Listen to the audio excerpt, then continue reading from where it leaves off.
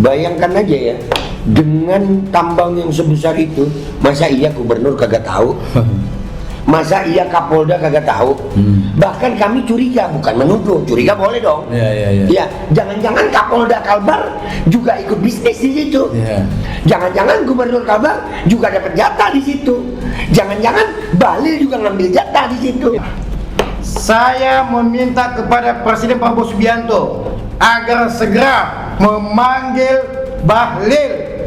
Kenapa data RKAB dari SDM ini bisa lolos? Padahal ini data-data resmi dari Kementerian SDM yang mana sangat kuat indikasi RKAB-nya tidak ada. Ya, alhamdulillah, terima kasih nih Om Lem dan semuanya rekan-rekan YouTuber yang meliput podcast kita kali ini. Sebenarnya Om Lem, saya bukan ke gua.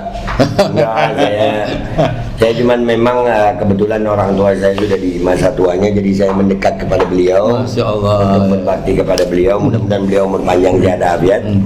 Nah, kemarin saya datang ke Jakarta untuk reuni 212. Nah, kebetulan saya dengan Bang Iskandar Tanjung ini sudah lama berkawan, bersahabat, dan kami memang memperhatikan masalah-masalah yang terjadi kepada masyarakat Indonesia, khususnya di daerah. Nah, kebetulan juga kita lagi ada musibah di Aceh dan Sumatera ini. Iya, betul. Nah, mudah-mudahan itu menjadi musibah yang memberikan kesabaran buat rakyat Aceh, dan insya Allah digantikan dengan yang lebih baik. Amin. Akan tetapi di situ kami melihat musibah yang terjadi di Aceh ini bukan sembarang musibah. Ini cara Allah Subhanahu wa Ta'ala untuk menunjukkan kepada seluruh masyarakat Indonesia, ini bencana akibat dari tangan-tangan jahat penguasa-penguasa bangsat. Karena sampai hari ini kita melihat bukti-bukti bahwasanya banjir itu yang datang itu kayu-kayu gelondongan. Subhanallah, tanpa akar. Tanpa akar, bahkan ada yang ditemukan dengan udah ada nomornya. Masya Allah. Berarti itu kan hasil penebangan memang, dan itu ada hubungannya dengan pertambangan liar. Memang kan Allah udah bilang wala tabghil fasada fil ardh, jangan berbuat kerusakan di muka bumi. Nah, kerusakan ini itu diakibatkan oleh pemilik konsesi hutan itu. Tapi yang menerima akibatnya adalah seluruh rakyat Indonesia. Jadi waktu saya datang kemarin 212, kebetulan paling Iskandar Tanjung juga datang. Ternyata kami menemukan di Kabupaten Sanggau, Kalimantan Barat, itu ada dugaan tambang bauksit ilegal. Dan setelah saya pelajari juga, memang dugaan ini sangat kuat. Ya, untuk lebih jelasnya nanti Bang Ahmad Iskandar Tanjung yang akan menjelaskan. Ini kenapa saya harus bersuara sekarang, Om Lem. Melihat akibat bencana kemarin di Aceh itu merenyuhkan hati. Bagaimana orang-orang kehilangan tempat tinggal, belum lagi sudah kena musibah. Pernyataan-pernyataan pejabat atau kelakuan pejabat ini pada tolol semua. Ya, bukannya ngebantu malah ngebebanin ya. Yang terakhir Erick Thohir, ya dia bilang mau kirim bantuan alat olahraga buat korban bencana. Ini pernyataan tolol, Om Lim. Ya, tolol. Terus kemarin kita ngelihat Bobi Nasution yang menyalurkan bencana dari helikopter dengan dilempar-lempar. Ya, kepala BNPB pernyataannya bahkan untuk menetapkan status bencana nasional aja sepertinya berat. Nah, ini yang rugi siapa? Rakyat. Dan ini diakibatkan apa? Awalnya adalah tentang penambangan liar. Tambang itu kan secara kontur geografis itu berada di bawah tanah. Di atas tanah itu ada tumbuhan, Om Lim. Iya, betul. Ada tumbuhan, dan tumbuhan ini bukannya Allah ciptakan di situ dengan sia-sia. Apa hasibtum annama khalaqnakum abata? Apakah kalian kira kami menciptakan ini dengan sia-sia? Nggak ada yang sia-sia itu. Allah menciptakan itu pohon-pohon di atas tanah untuk menyerap air hujan memang. Dan di saat pohon-pohon itu hilang, jangan salahkan air hujan. Akhirnya justru yang menjadi korban adalah rakyat. Nah, jadi dari kerusakan ini yang paling bertanggung jawab adalah oknum-oknum pejabat. Dari data yang diberikan Bang Ahmad Iskandar Tanjung tentang dugaan tambang ilegal di Kalimantan Barat, saya merasa harus bersuara ini. Jangan sampai apa yang sudah terjadi sama saudara kita di Sumatera bisa terjadi sama saudara kita di Kalimantan. Bahkan Raja Ampat tadi ada, Morowali itu 2022 saya sudah bicara Om Lid. Masyarakat terdampaknya luar biasa itu. Nah, ini saya mengawali dari kasus tambang bauksit di Kalimantan Barat ini, saya mengajak semuanya Om Lid. Ya, ini memang sumbernya sih si ijazah. Ya, sumbernya karena ini terjadinya ya karena adanya dia. Bahkan di pemerintahan Prabowo ini, pemerintahan Prabowo yang baru ini, yang bikin gaduh pemerintahan Prabowo rata-ratanya orangnya Jokowi juga. Dan terkait tentang tambang ini kemarin kita sampai datengin kantornya. SDM, siapa menterinya? Menteri paling berpenampilan menarik itu. Iya, si Bahlil. Kalau saya mau bilang Bahlul, jangan deh ya. Bahlul masih nama wali. Bahlil nggak pantas pakai Bahlul. Bahlil aja dia. Iya. Nah, ini masyarakat harus kita sadarkan. Dan kita akan menekan pejabat yang punya kewenangan terkait. Hentikan proses itu. Proses hukum orang-orang ini. Tambang di Kalimantan Barat ini di Sanggau itu sudah beroperasi dari 2008. Kebayang nggak itu kerusakannya gimana? Yang diduga ilegalnya Om Lim dari tahun 2023. Tambang itu kan bukan kecil Om Lim. Itu sama seperti kayak nikel apa segala itu. Bauksit dia bauksit. Bayangkan aja ya, dengan tambang yang sebesar itu, masa iya gubernur kagak tahu? Masa iya Kapolda kagak tahu? Bahkan kami curiga, bukan menuduh, curiga boleh dong. Ya, jangan-jangan Kapolda Kalbar juga ikut bisnis di situ. Jangan-jangan Gubernur Kalbar juga dapat jatah di situ. Jangan-jangan Bahlil juga ngambil jatah di situ. Itu yang terjadi di Babel kan seperti itu. Nah, bisa jadi. Nah, ini perlu adanya penyelidikan. Penyidikan dan penyelidikan. Makanya sekarang saya bersuara lagi ini Om Lim, dan saya janji tidak akan berhenti bersuara untuk masalah ini karena ini sudah menyangkut masa depan bangsa Indonesia. Ini tidak terkait dengan politik sebetulnya. Akan tetapi langsung bencananya ini ke rakyat. Walaupun orang politiknya memang tolol. Tolol Om Lim. Saya pakai kata tolol, nggak pakai akhlak saya sama mereka. Ya, rakyat kena musibah aja mereka masih bisa berbuat yang tolol-tolol kok. Jadi jangan sampai rakyat Indonesia merasakan musibah seperti yang ada di Sumatera dan Aceh ini. Baik. Saya bisa menyadari kegelisahan dari karena kalaupun ilegal, tetapi misalnya dilakukan bersama penguasa di sana, rakyatnya sejahtera, mungkin dampaknya tidak seperti marahin. Tetapi sudahlah tahu bauksit itu kalau tidak salah satunya menjadi bahan aluminium yang menjadi bahan sangat terpenting untuk pembuatan produk-produk begitu ya. Dan tentunya yang harus menikmati kan tentunya rakyat. Tapi oke lah, kepada Bang Iskandar, alhamdulillah mungkin kepengen tahu kegiatan setelah pelaporan. Bang Iskandar kan dari Bapan ya, Badan Pengelola Badan Penyelamat. Penyelamat, Masya Allah ya. Ini DPD ya? Saya DPD. Dari DPD ya. Silakan Bang Iskandar. Oke, Om Lid. Perkenalkan saya Ahmad Iskandar Tanjung. Saya sebagai Kepala Badan Advokasi Penyelamat Aset Negara. Di sini ada akte notaris, Menkumham, bahkan berita negara. 2 bulan yang lalu, DPD Kalimantan Barat mengajak ketemu di Jakarta, memberitahukan kepada saya agar dibantu ke Menteri SDM, tempat si Bahlil. Di sana kami ketemu dengan Gakumnya. Didampingin dari DPD-nya? Iya, saya mendampingi beliau. Oh, mendampingi mendampingi DPD Kalimantan Barat di Jakarta. Di Kementerian SDM Gakum, saya ketemu dengan Pak Theo. Pak Theo waktu itu sudah pernah mendatangi ke Kabupaten Kapuas Ya. Provinsi Kalimantan Barat tentang boksit. Sering waktu berjalan 2 bulan kemudian saya minta izin rekomendasi supaya bergabung antara saya Provinsi Kepulauan Riau dengan Provinsi Kalimantan Barat. Kenapa demikian? Karena produksinya di Kalimantan Barat, pembelinya di Provinsi Kepulauan Riau, Kabupaten Bintan. Oh, diketahui sudah ada salah satu pembeli ya? Ya. Dan pembelinya juga PT ya? PT juga. Oke ya. Jadi ada data SDM di sini. Ini data SDM, lambangnya lambang SDM. Oh. Nah, lambang SDM itu mengatakan bahwa tahun 2023, 2024, dan 2025 kuat dugaan tidak ada RKAB-nya.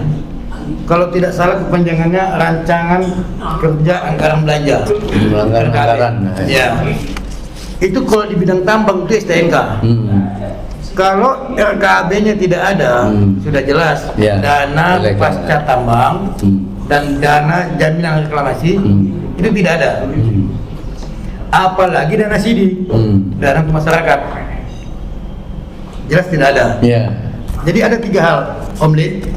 Kalau tidak ada RKAB, jelas jaminan reklamasi tidak ada, dana pasca tambang tidak ada, apalagi dana CD buat masyarakat yang terdampak.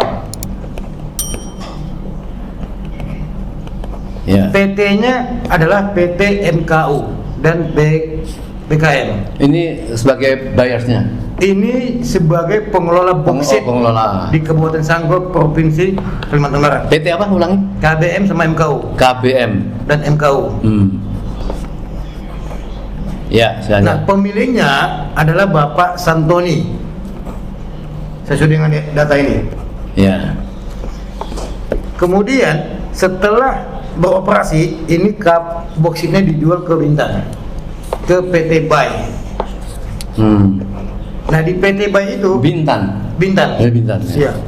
Di PT Bay itu pemiliknya sahamnya Pak Tony juga, Pak Santoni. Oh. Jadi yang produksi dia, pembelinya dia.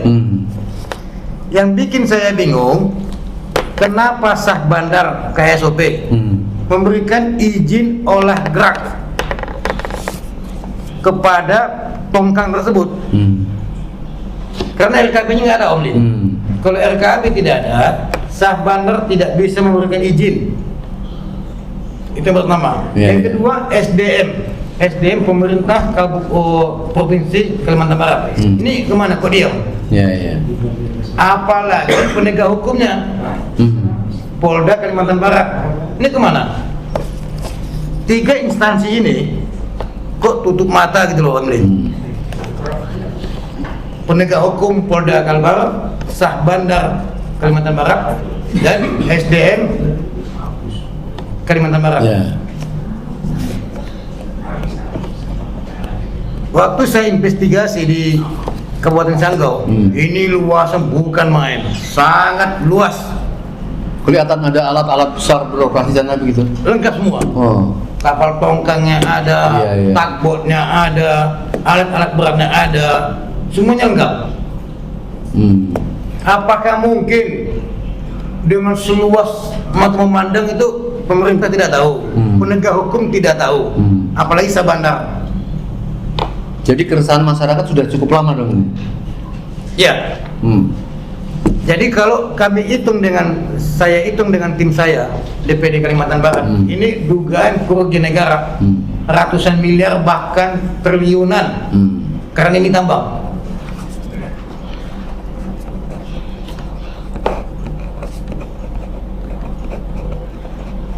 Saya dengan Babi Aldo kemarin siang sudah melaporkan secara resmi kepada penegak hukum Kementerian SDM yang ada di Gatot Subroto, kantornya Bapak Bahlil. Kami meminta kepada SDM agar dilakukan penyidikan dan penutupan. Bukan minta audit lagi, udah langsung tutup. Tutup. Karena ini sudah jelas ada indikasi merugikan negara ratusan miliar bahkan triliunan. Saya meminta kepada Bapak Presiden Prabowo Subianto, Anda berbicara lantang, keras di atas mimbar kepada publik. Anda menyampaikan kepada publik bahwa siapapun jenderal, baik dari manapun itu, kalau ketahuan membuat tambang ilegal, Anda sikat. Di sini saya mau kasih tahu, data ini data valid, data SDM, Kementerian SDM. Saya mohon kepada Bapak Presiden Prabowo Subianto untuk segera menindak tegas oknum-oknum yang terlibat di dalam tambang tersebut. Iya. Sanggau itu kabupatennya. Kabupaten Sanggau, Kecamatan Tayan. Berapa jauh dari kota Kalimantan Barat itu berapa jauh? Kurang lebih 3 jam. 3 jam. 3 jam. Iya. 3 jam atau 4 jam. Jadi dia Kecamatan Tayan, Kabupaten Sanggau, Provinsi Kalimantan Barat. Iya. Nah ini waktu PT ini buka ini tahun 2008. Iya.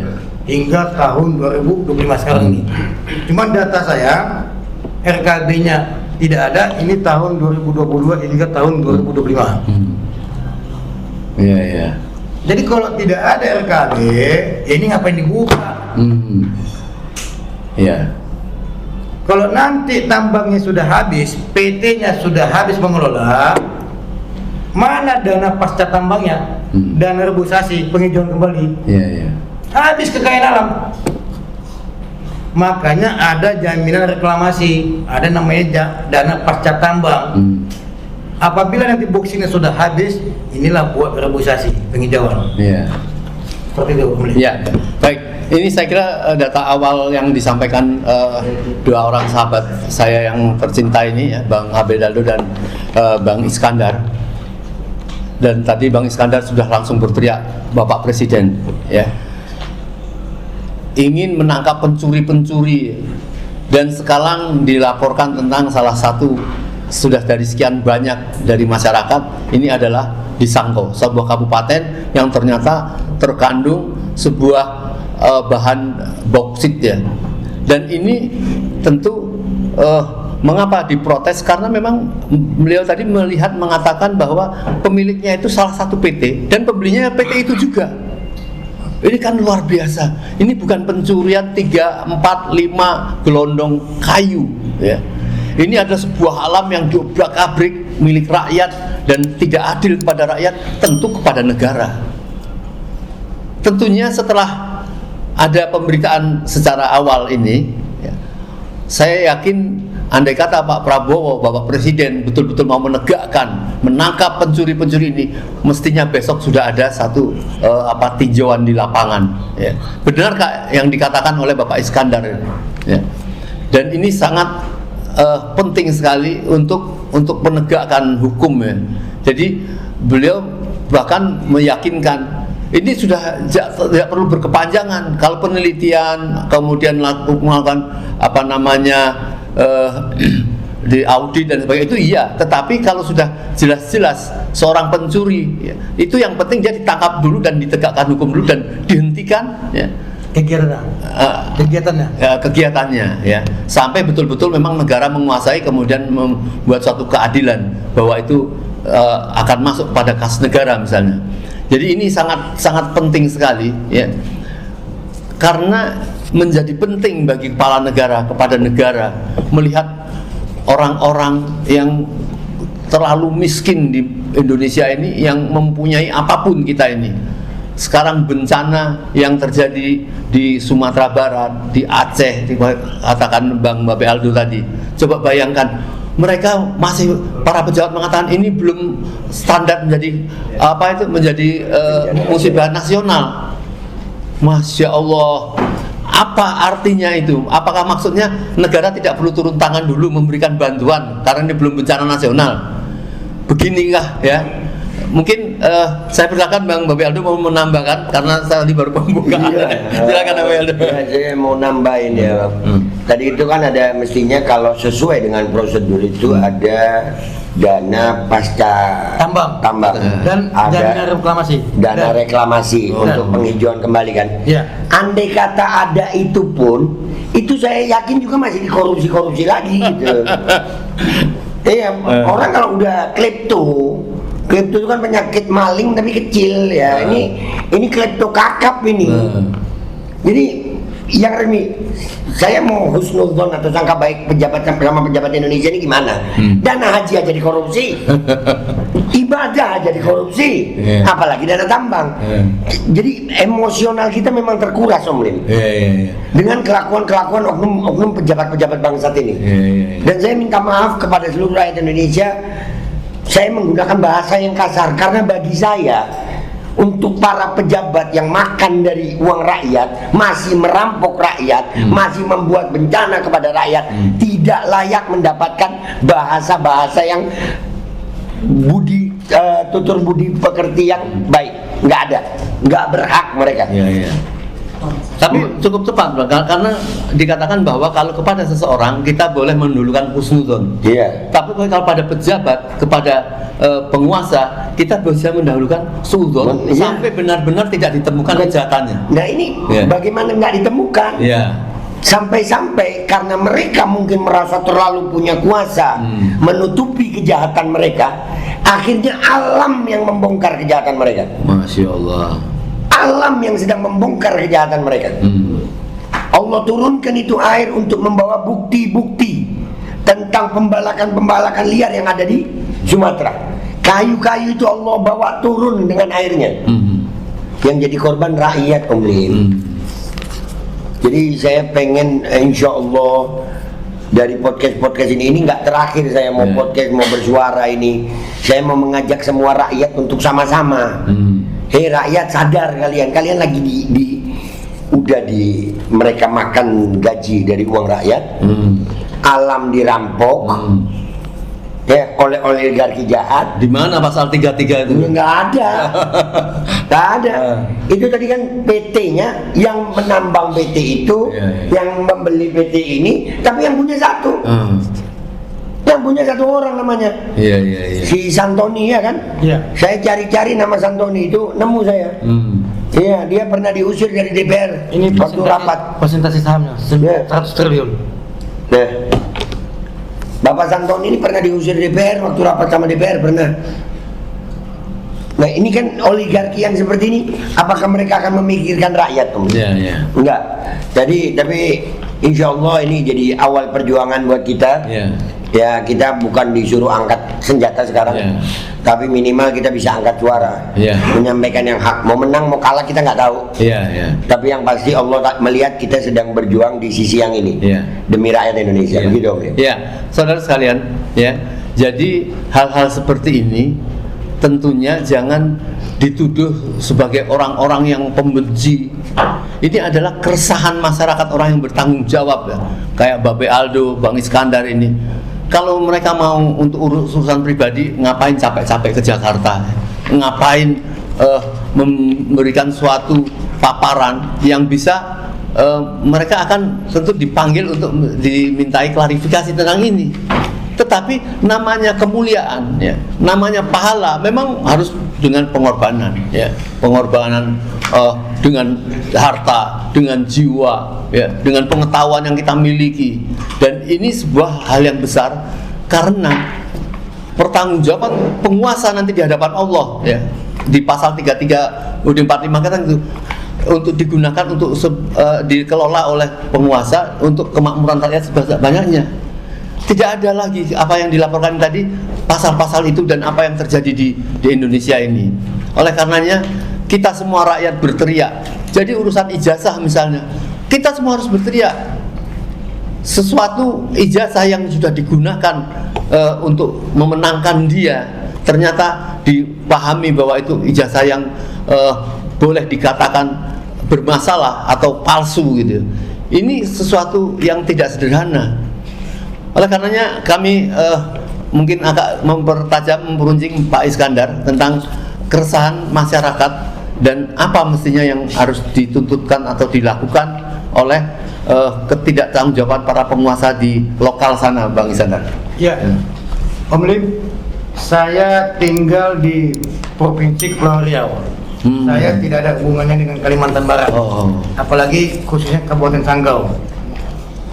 Tapi karena ini karena DPD Kalimantan Barat adalah tim saya, sama-sama di Bapan, makanya saya meminta kerjasama. Karena dia di hulu, saya di hilir. Sekali lagi, saya meminta kepada Bapak Presiden Prabowo Subianto, saya tidak ada keuntungan apapun, seperak pun saya tidak ada keuntungan. Bahkan saya memakai dana pribadi, Batam Kalimantan, Kalimantan Jakarta, Jakarta Batam. Saya meminta kepada Presiden Prabowo Subianto agar segera memanggil Bahlil. Kenapa data RKAB dari SDM ini bisa lolos? Padahal ini data-data resmi, data resmi dari Kementerian SDM, yang mana sangat kuat indikasi RKAB-nya tidak ada. Dan anehnya lagi, penegakan hukum Kementerian SDM ini sudah turun ke Kabupaten Sanggau. Kenapa sampai saat ini masih berjalan? Ini sangat disayangkan ini Kementerian SDM. Kenapa kok kayaknya nih terkesan tutup mata? Gubernur juga, Gubernur Kalimantan Barat, apa dia nggak tahu? Sabandar juga, apa alasan Anda memberikan izin olah gerak kepada PT MKU dan KBM? Kemudian jajaran kepolisian Polda Kalimantan Barat, apakah Anda tidak tahu ada indikasi di daerah Anda yang mana tidak memiliki RKAB, diduga tambang ilegal boksit? Saya kesini meminta hukum dan keadilan. Kemungkinan besok saya dengan Babi Aldo akan membuat laporan resmi kepada Satgas PKH, Kejaksaan Agung, dan kemudian ke Istana Presiden. Itu pesan terakhir. Iya. Baik, saudara yang berbahagia, kita tahu bahwa ya di dalam fikih Islam, di dalam fikih katakanlah gitu ya, ada seseorang yang dia mengambil meraik-raik sebuah ranting-ranting di hutan untuk makan dia, itu bisa dimaafkan dan bisa dipahami oleh Rasulullah ya. Tetapi kalau dia sudah menebang kemudian menjadi kekayaan pribadi, ini sudah jadi pelanggaran. Banyak sekali orang-orang yang ditangkap hanya karena di sungai menyaring-nyaring ya untuk bisa dijadikan emas. Itu bisa dimaafkan. Tapi kalau dia sudah membongkar-bongkar, bukan lagi boksit ya, ada namanya batu bara, tambang, dan itu terjadi. Dan Bapak Prabowo masih mentolerir terhadap menteri yang melakukan ilegal-ilegal seperti itu. Inilah menjadi teriakan Bang Iskandar, harus ditangkap karena ini bukan pencurian untuk hidup makan perut dia. Ini sebuah PT yang sudah merekayasa, mengeksplorasi, kemudian pembelinya mereka sendiri. Ini kan pencurian yang di depan mata kepala kita sendiri ya. Sebagaimana perusahaan-perusahaan yang mengelola air, menyedot dari tanah kita, dari dalam bumi kita ya. Dan orang sana menjadi habis airnya dan uangnya tahu-tahu ada di PT Mississippi sana ya. Orang yang punya di situ dia ada, ini kan luar biasa. Apakah ini tidak akan ditindak? Bagaimana kita akan meraih Indonesia lebih maju? Baik, penutup silakan Bang Ali. Iya, saya kemarin tadi saya sempat lihat Prabowo kalau nggak salah di lokasi bencana itu nanya sama rakyat apakah nggak suka kalau saya sikat pencuri uang rakyat, kurang lebih begitulah. Pak Prabowo, tolong Pak, tolong jangan pidato aja Pak begitu Pak. Jadiin kapan disikat? Indikasinya udah banyak ini Pak. Kalau cuma di pidato aja, kapan bukti nyatanya? Kami mau lihat itu Pak. Ini rakyat Aceh, Sumatera Barat udah jadi korban Pak. Mau sampai kapan Pak? Apakah nunggu nanti Morowali juga terjadi? Mau nanti Raja Ampat terjadi? Kalimantan Barat terjadi? Mau kapan Pak? Tolong Pak, ucapan Bapak yang ada Bapak sering ucapkan, Bapak deklarasikan di depan rakyat Indonesia. Buktikan Pak. Umur nggak ada baunya Pak. Bapak udah usia berapa? Bukan saya mau akan mati, bukan. Tapi kita nggak tahu umur. Mudah-mudahan Bapak umur panjang, minimal sampai jabatan Bapak habis dah. Karena kalau Bapak nggak ada sekarang, lebih serem lagi nanti.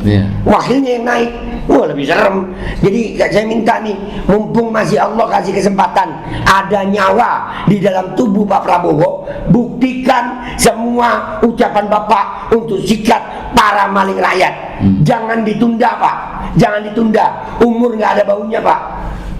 Pagi kita masih bisa makan enak, malam sudah tiada. Lihat itu bagaimana korban bencana Sumbar.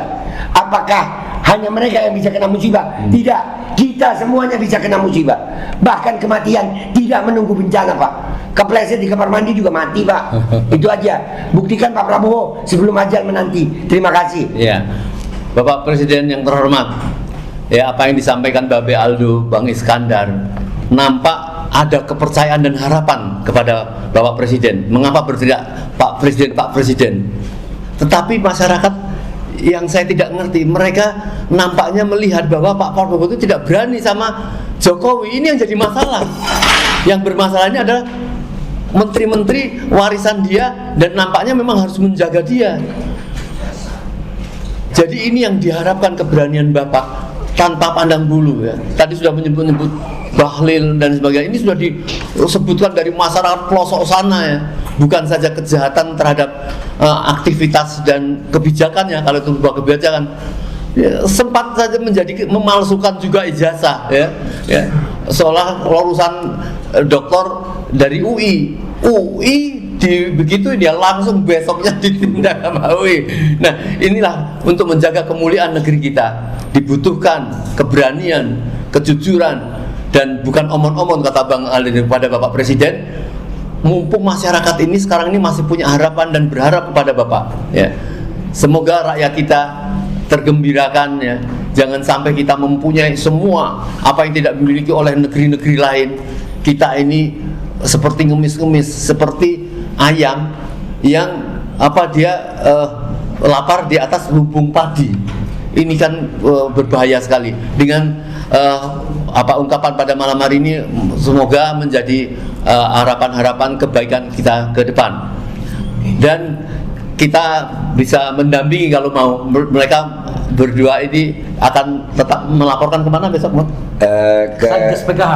Satgas PKH, Kejaksaan Agung. Ya, jadi ini yang harus ada keberanian dari daerah-daerah manapun yang melihat ada pencurian-pencurian ya, yang kemarin di Wadas pun juga belum selesai. Jadi saya kira mungkin ini mengumpulkan kekayaan untuk kemakmuran negeri akan dipimpin oleh Bapak Presiden Prabowo, mumpung dipercaya dan didaulat oleh rakyat untuk memajukan Indonesia, katanya untuk 2045 menjadi Indonesia emas.